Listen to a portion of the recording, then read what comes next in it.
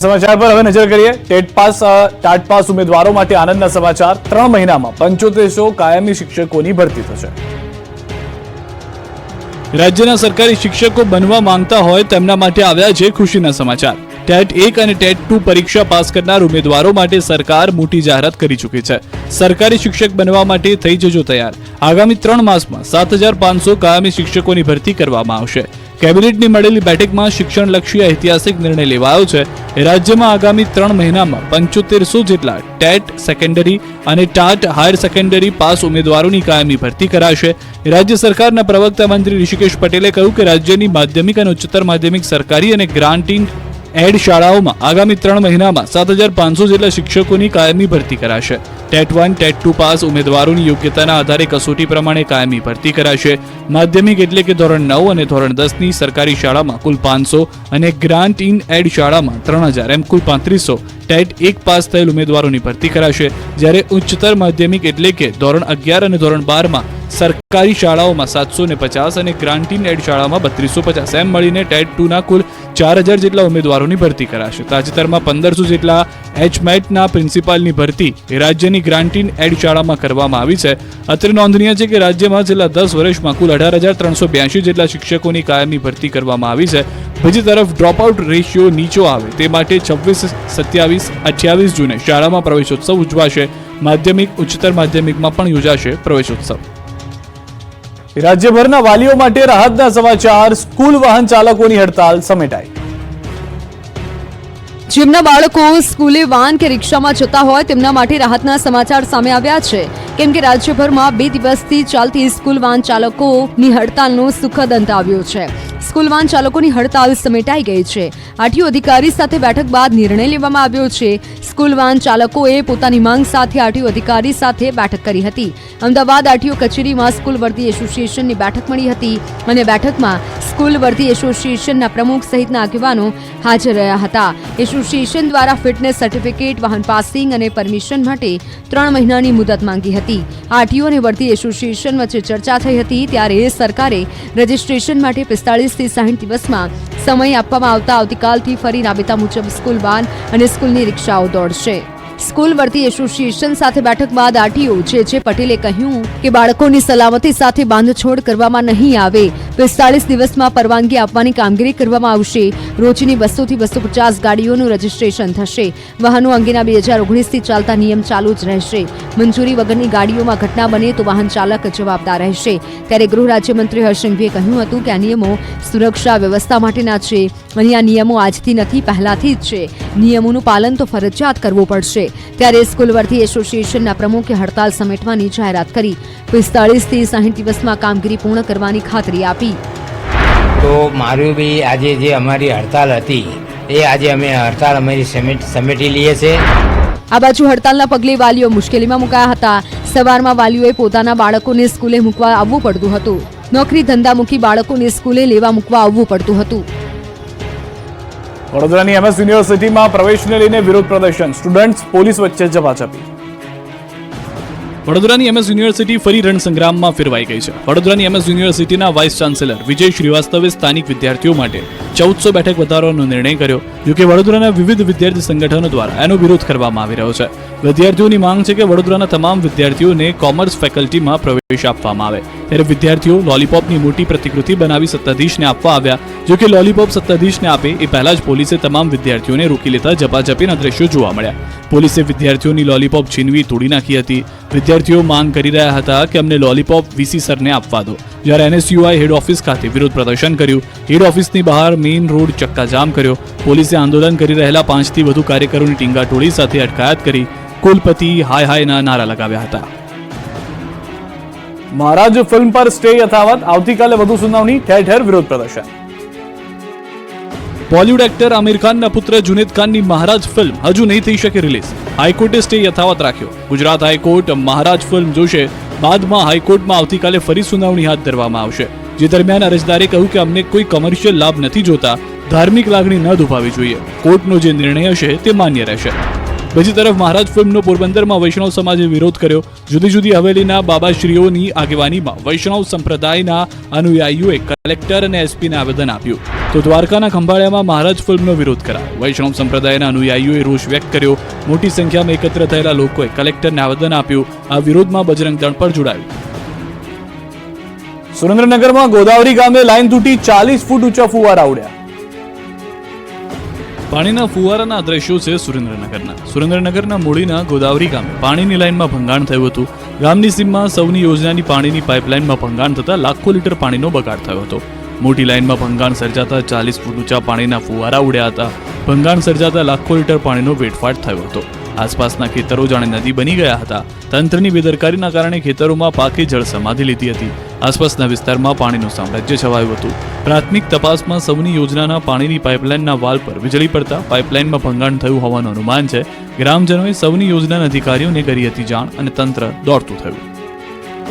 બહારનું ખાવાના શોખીનો ચેતી જજો. ભોજનમાંથી નીકળ્યા વંદા, ગરોળી, દેડકા. સૌથી પહેલા વડોદરાના દ્રશ્યો જોઈ લો. સંસ્કારી નગરી વડોદરામાંથી વાસી ભાખરવડી નીકળી. જગદીશ ફરસાણમાંથી ગ્રાહકે ભાખરવડી ખરીદી હતી, પણ ગ્રાહકે જેવું જ ભાખરવડીનું બોક્સ ખોલ્યું કે ભાખરવડી પર ફૂગ હતી. પેકેટમાં રહેલી ભાખરવડી વાસી અને અખાદ્ય હોવાનું જણાઈ આવ્યું. આ ભાખરવડીમાં જીવાતો હતી. તો વેફરના પેકેટ ઝાપટતા લોકો આ દ્રશ્યો જોઈ લો. વેફરમાંથી એવી વસ્તુ નીકળી જે સાંભળશો તો તમને ઉપકા આવી જશે. જે વેફરના પેકેટ તમે હોંશે હોંશે લઈ ખાઓ છો, તમારા બાળકની એક જીદ પર જે અપાવી દો છો, તે જ વેફરમાંથી નીકળ્યો છે દેડકો, અને એ પણ જાણે ફ્રાય કરેલો. એટલે અહીં કહી શકાય કે બટાકાની સાથે આ દેડકો પણ તળાઈ ગયો છે. વેફરના પેકેટમાંથી દેડકો નીકળતા ચકચાર મચી ગઈ છે. ઘટના સામે આવતા મહાનગરપાલિકાની ફૂડ શાખા દોડતી થઈ ગઈ છે. તો બાલાજી વેફર્સમાંથી જે દેડકો નીકળ્યો હતો તે મામલે બાલાજી વેફર્સના મેનેજરનું નિવેદન આવ્યું છે. વેફર્સનો પ્લાન્ટ રોબોટિક મશીનથી સજ્જ છે. આવો બનાવ બનવો શક્ય નથી તેવું મેનેજરનું કહેવું છે. પ્લાન્ટ ઓટોમેટિક હોવાને કારણે એરર આવે તેવા તથ્ય વિહીન છે. વેફરના પેકેટમાં મૃત હાલતમાં દેડકો કેમ આવ્યો તે વિશે તપાસ કરી રહ્યા છીએ. તેમનું કહેવું છે કે આખો ઓટોમેટેડ પ્લાન્ટ છે. દેડકો તે પેકેટમાં આવે તેવું શક્ય જ ન બની શકે. એમાં આ રીતની ઘટના બનવાનો અમને કોઈ ચાન્સ દેખાતો નથી. છતાં પણ અમે આ અંગે તપાસ કરીએ છીએ.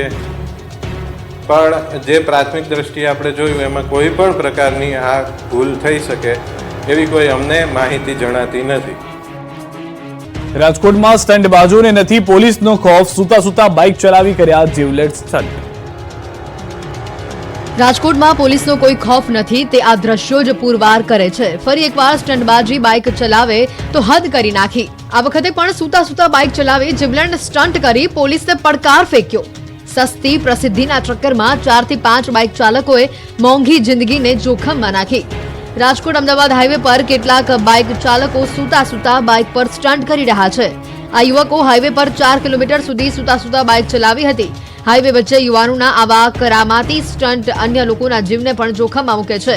6 લેન હાઈવે પર સ્ટંટ કરતા અન્ય વાહન ચાલકો પણ ડરી ગયા. રાત્રિના સમયે ટ્રાફિક હળવો થતા સ્ટંટબાજો રીલ્સના ચક્કરમાં જીવને સટોસટ સ્ટંટ કરવા નીકળી પડે છે. આ વિડીયો રાજકોટના કુવાડવા રોડ પરનો હોવાનું મનાઈ રહ્યું છે. થોડા દિવસ પહેલા મોરબીમાં પણ કેટલાક શખ્સો રોડ પર સૂતા સૂતા બાઇક ચલાવતા કેમેરામાં કેદ થયા હતા. બાઇક પર મોતના ખેલ ખેલી રહ્યા છે યુવાનો. વડોદરામાં લુખ્ખાઓ બેફામ, દારૂની બોટલો સાથે દુકાનમાં કરી દાદાગીરી. મારામારી અને લુખ્ખાગીરીના દ્રશ્યો છે વડોદરાના. કહેવાતી સંસ્કારી નગરી વડોદરામાં લવર મુચિયાઓ બેફામ બન્યા છે. આ વખતે તો માંજલપુર પોલીસ સ્ટેશન હદમાં જ માલેતુજારોની ઓલાદોએ ખુલ્લેઆમ દાદાગીરી કરી. બેફામ બનેલા આવારા તત્વોએ એક દુકાન સંચાલક સાથે મારામારી કરી. સમગ્ર ઘટના સીસીટીવીમાં કેદ થઈ.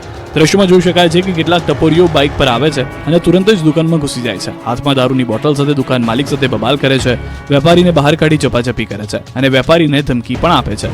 આ બબાલના કારણે અહીં ટોળું એકત્ર થઈ ગયું. આ અંગે વેપારીએ 2 વાર માંજલપુર પોલીસને ફરિયાદ કરી હતી. છતાં પોલીસ જાણે કે કોઈ તોડપાણી કરવા માટે રાહ જોતી હોય તે રીતે આ લુખ્ખાઓ સામે કામગીરી નથી કરતી. ત્યારે માથાભારે સુમિત માળી સહિત અન્ય તત્વો સામે કાર્યવાહીની માંગ કરી. હવે તો હદ થઈ ગઈ. વલસાડના પારડીમાં કેરીની ચોરી થઈ. તમે ચોરીની અનેક ઘટનાઓ વિશે સાંભળ્યું હશે, નિહાળી હશે, પરંતુ કેરીની સિઝનમાં કેરીના રસિયા ચોર કેરીની જ ચોરી કરી ગયા. વલસાડમાં પારડીમાં કેરીની ચોરીના સીસીટીવી સામે આવ્યા છે. એપીએમસીની બહાર છૂટક કેરી વેચતી મહિલાઓના સ્ટોલમાંથી કેરીના 24 થી વધુ કેરેટ ચોરાઈ જતા ખળભળાટ મચી ગયો. સીસીટીવીમાં દેખાઈ રહ્યું છે કે અડધી રાત્રે એક ટેમ્પો એપીએમસીમાં પ્રવેશે છે, સ્ટોલની નજીક ઊભો રહે છે. તેમાંથી કેટલાક લોકો નીચે ઉતરે છે અને મહિલાઓના સ્ટોલમાંથી કેરીના કાર્ટૂન ભરીને ફરાર થઈ જાય છે. એક બે નહીં પણ 24 જેટલા કેરેટ ચોરી ગયા. પારડી પોલીસે પણ સીસીટીવી ફૂટેજના આધારે જરૂરી કાર્યવાહી હાથ ધરી છે. વડોદરામાં ટેન્કરમાં લાગી આગ, રોડ પર મચી દોડધામ. ભડભડ સળગતા ટ્રકના આ દ્રશ્યો છે વડોદરાના કરજણ પાસેના. કરજણ પાસે નેશનલ હાઈવે પર એક ટ્રક આગનો ગોળો બની ગયો. વડોદરામાં કરજણ પાસે નેશનલ હાઈવે પર અકસ્માત બાદ ભીષણ આગ લાગી હતી. બે ટેન્કર વચ્ચે ધડાકાભેર અકસ્માત સર્જાયો હતો, જેની થોડી જ ક્ષણમાં ધડાકાભેર ટેન્કરમાં આગ લાગતા રોડ પર ગુંજ્યો હતો. જોતજોતામાં આગે વિકરાળ સ્વરૂપ ધારણ કરી લેતા આખું ટેન્કર બળીને ખાખ થઈ ગયું હતું. હાઈવે પર ટેન્કરમાં આગ લાગતા નાસભાગ મચી ગઈ હતી. ફાયર ફાઈટરે ઘટના સ્થળે પહોંચી આગ પર કાબુ મેળવતા વાહન વ્યવહાર શરૂ થયો. વડોદરા હોસ્પિટલમાં એસી બ્લાસ્ટ થતા ઓપરેશન થિયેટર ખાખ, દર્દીઓના જીવ તાળવે ચોંટ્યા. વડોદરાની સયાજ હોસ્પિટલમાં આગ લાગતા દોડધામ મચી ગઈ હતી. બિલ્ડિંગના બીજા માળે આવેલા ઈએનટી વિભાગમાં એસીમાં આગ લાગી. ઈએનટી વિભાગના એસીમાં ધડાકાભેર આગ લાગી, જેનાથી આખા રૂમનું વાયરિંગ સળગતા ધુમાડાના ગોટે ગોટા નીકળ્યા, જે આસપાસના વાયરિંગમાં પ્રસરી હતી અને આખા રૂમને બાનમાં લેતા ધુમાડો ફેલાયો હતો. આગથી હોસ્પિટલ સ્ટાફમાં અફરાતફરીનો માહોલ જોવા મળ્યો. ફાયર વિભાગની પ્રાથમિક તપાસમાં બહાર આવ્યું કે શોર્ટ સર્કિટના કારણે એસી બ્લાસ્ટ થયો હતો અને બાદમાં વિકરાળ આગ લાગી હતી. આ વિભાગની આસપાસ આવેલા વોર્ડના દર્દીઓમાં ભયનો માહોલ સર્જાયો હતો. દર્દીઓના જીવ તાળવે ચોંટ્યા હતા અને તેઓને અન્યત્ર ખસેડવામાં પણ આવ્યા. આ સમગ્ર ઘટનાને લઈને ફાયર વિભાગ સાથે પોલીસ પણ દોડી આવી. ફાયર બ્રિગેડની ટીમે સ્થળ ઉપર પહોંચી ગણતરીના કલાકોમાં જ સ્થિતિને કાબૂમાં લેતા દર્દીઓએ હાશકારો લીધો. ભાવનગરમાં પોલીસની હાજરીમાં રોડ પર બુટલેગરે કરી જન્મદિવસની ઉજવણી.